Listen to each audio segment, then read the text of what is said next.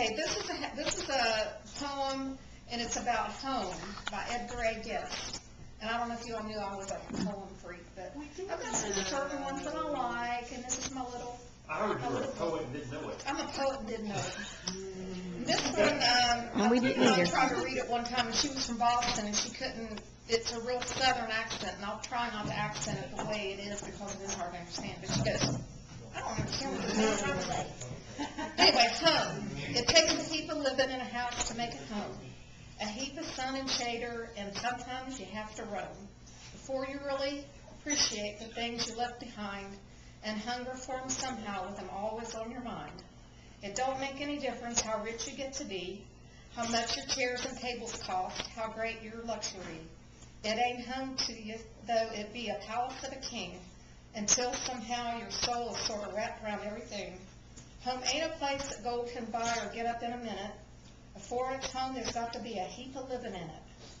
Within the walls, there's got to be some babies born, and then, right there, you've got to bring them up, women good and men. And gradually, as time goes on, you find you wouldn't part with anything they ever used. They've grown into your heart. And old high chairs, the playthings too, the little shoes they wore, you hoard them, and if you could, you'd keep the thumb marks on the door. You got to weep and make it home, for you got to sit and sigh. Oh, that is rude. And that's the title. And watch the light of lover's bed and know that death is nigh. And in the stillness of the night, see death's angel come and close the eyes of her that smile and leave her sweet voice dumb.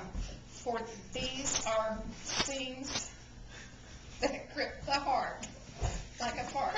And your tears are dry, and find the home is dearer than it was and sanctified.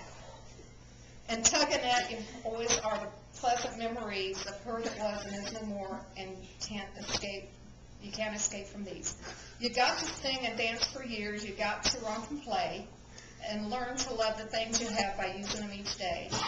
Even the roses around the porch must blossom year by year before they become a part of you, suggesting someone dear who used to love them long ago and trained them just to run the way they do so they would get the early morning sun. You've got to love each brick and stone, from cellar up to done. It takes a heap of living in a house to make it home. That part.